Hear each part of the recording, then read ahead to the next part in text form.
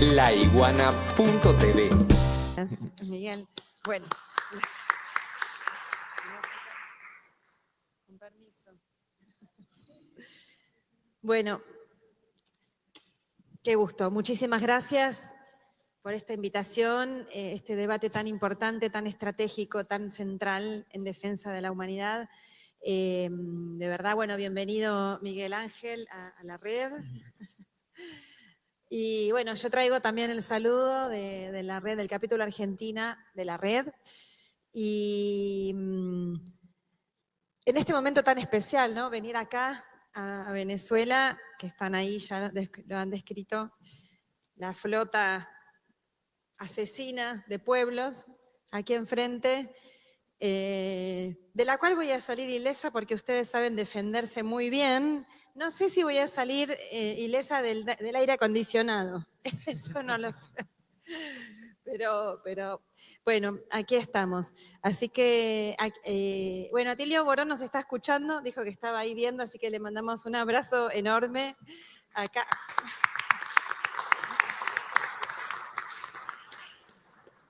Con quien tuvimos el gusto de escribir este libro que recién mencionó Miguel. Tenemos la mención honorífica que vamos a recibir con mucha alegría.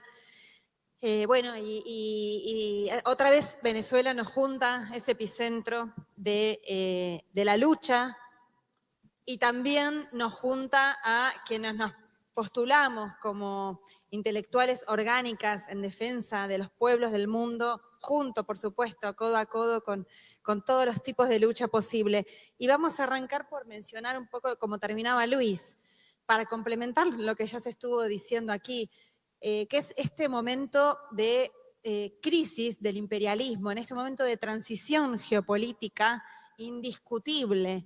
Lo que podemos discutir es si esa transición ya terminó o no, o si todavía estamos, pero es evidente de que es irreversible. Y vamos, ¿se escucha bien ahí? ¿Sí? De que es irreversible.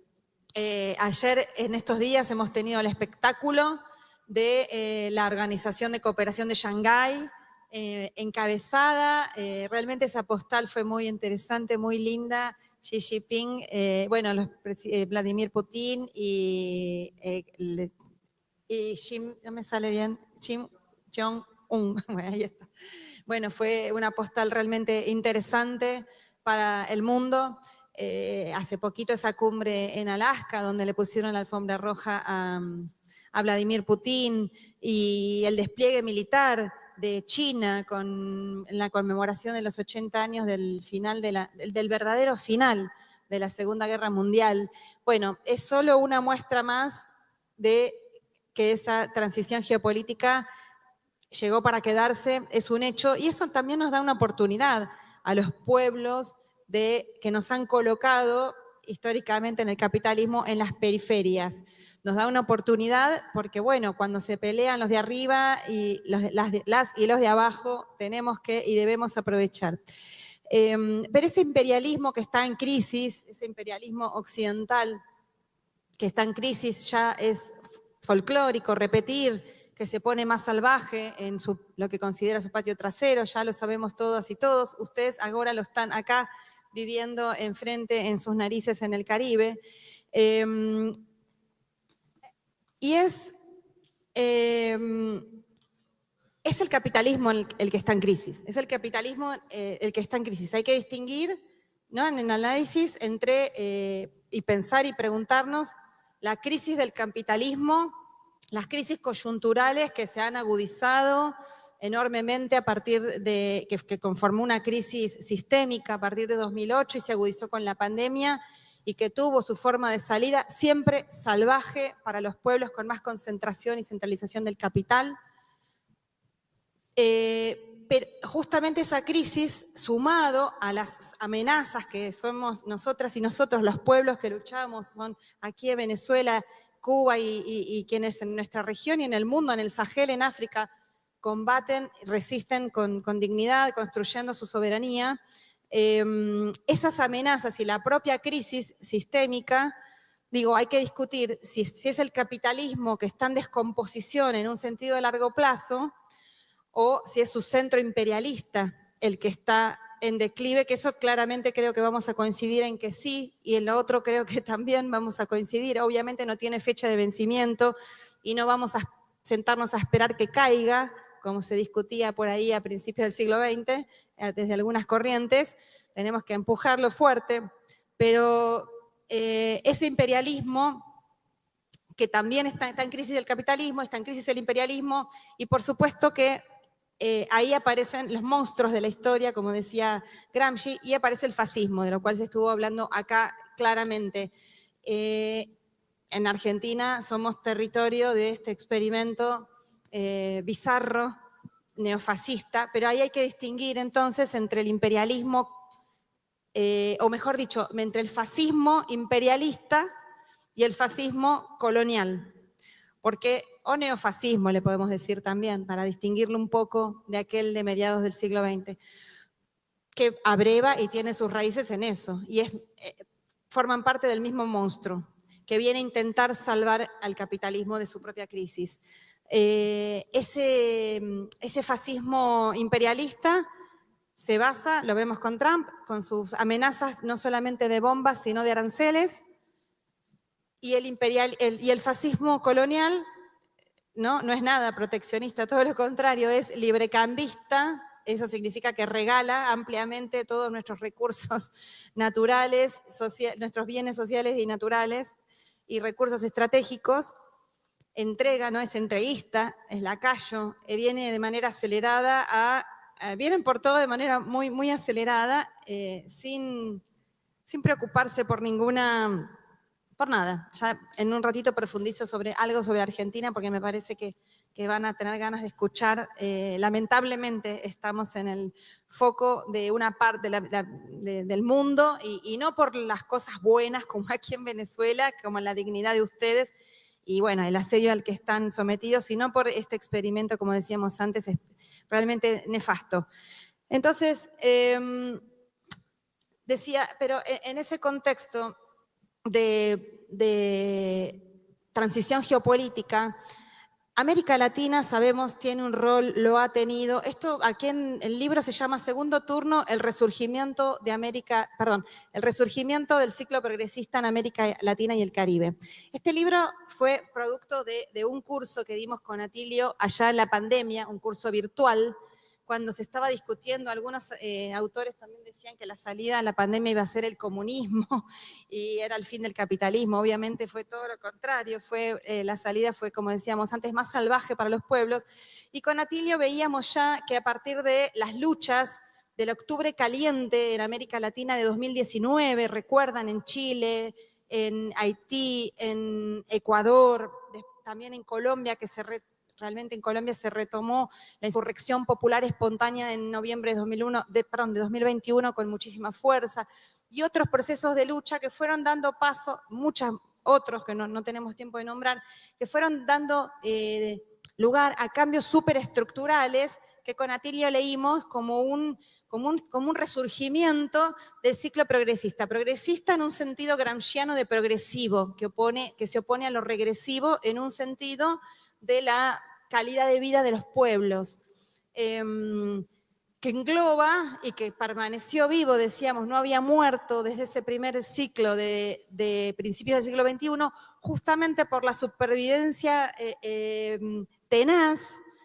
de Venezuela, Cuba y Nicaragua, en su momento también Bolivia, que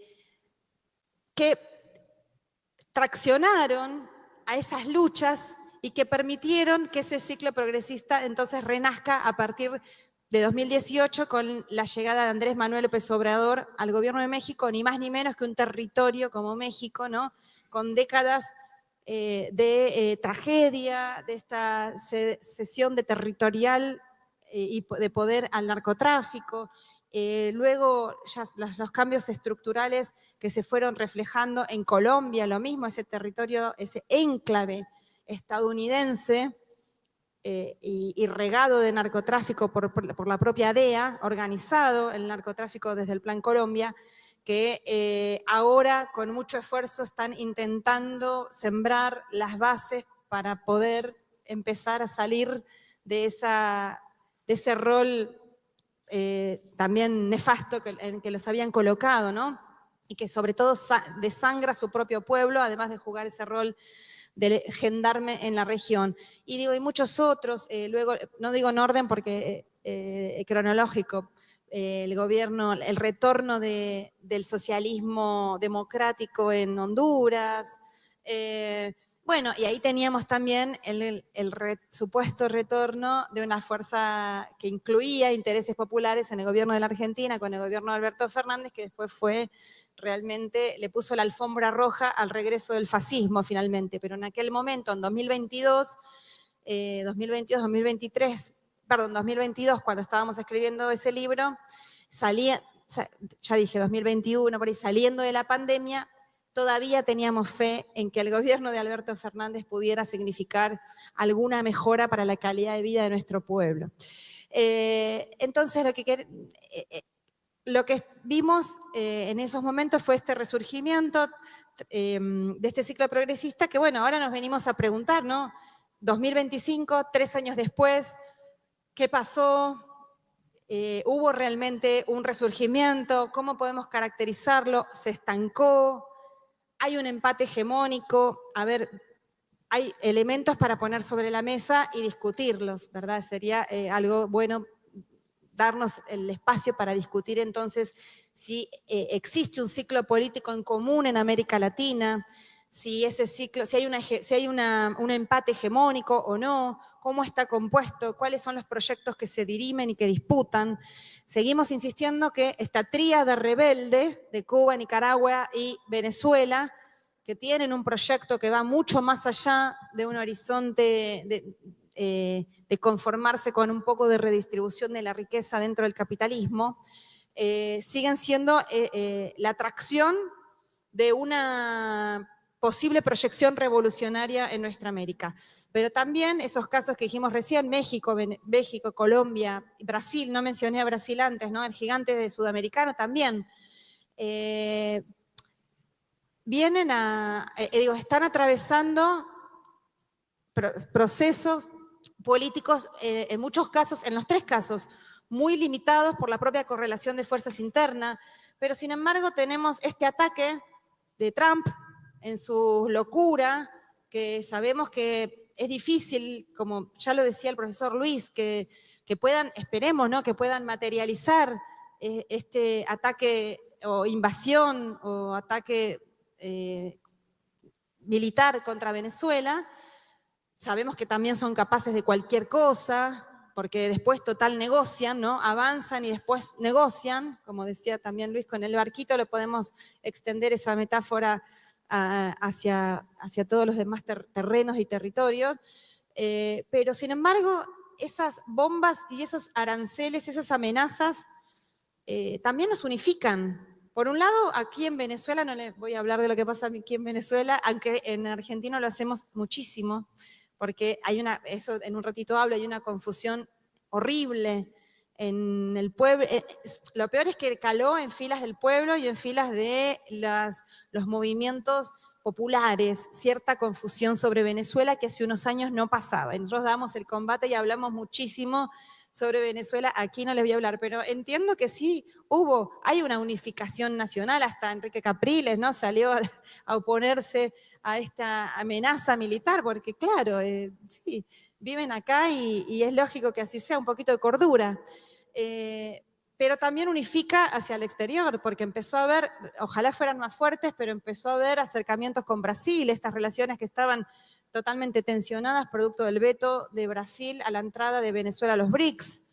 Y la cuestión de las elecciones del año pasado, empieza a haber, bueno, un intento de ponerse, de unificarse, la reunión también tímida que hubo de cancilleres de la CELAC.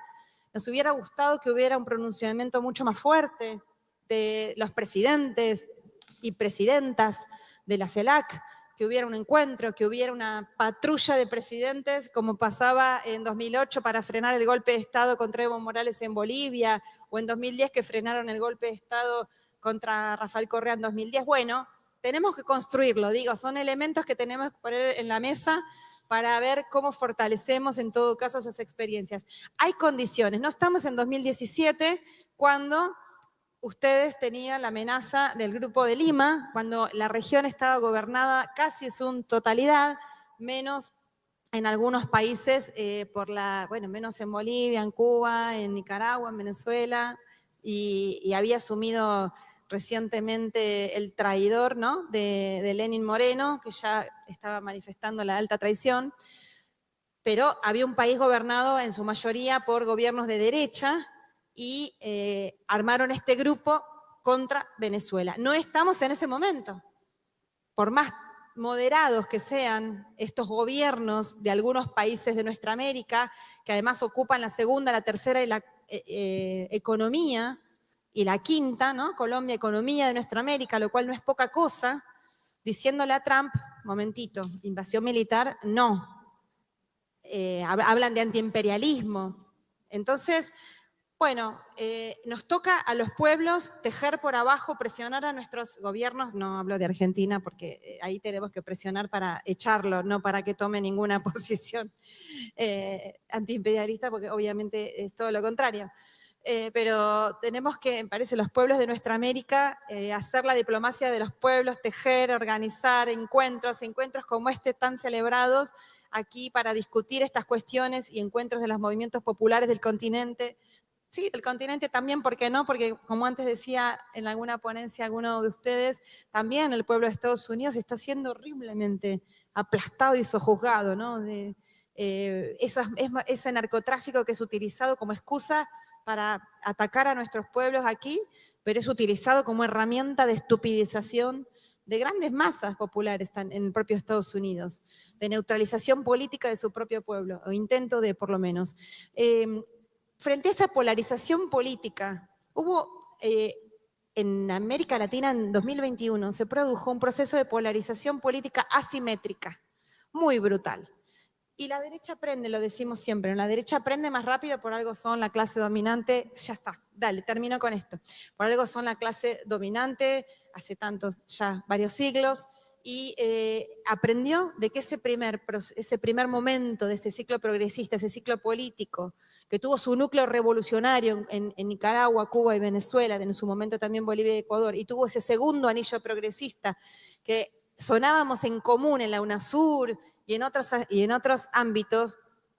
Frente a eso y frente a la crisis capitalista que mencionábamos al principio, entonces la contrarrevolución tomó forma de radicalización neofascista y que tuvo su expresión en esas personificaciones como el bolsonarismo, como Milei en la Argentina. Bueno, no nos queda tiempo ya para hablar de Milei, se me fue el tiempo con estas cuestiones más generales sobre Milei y sobre la confusión de una parte de las llamadas izquierdas muy financiadas, acá ya estuvieron con esos temitas en estos días, muy regadas y financiadas por dineros desde la extinta USAID. Ahora lloran porque se les acabó el dinero de la USAID, pero también financiadas por la Fundación Ford y por la Ebert de Alemania y por la Rosa Luxemburg, etcétera.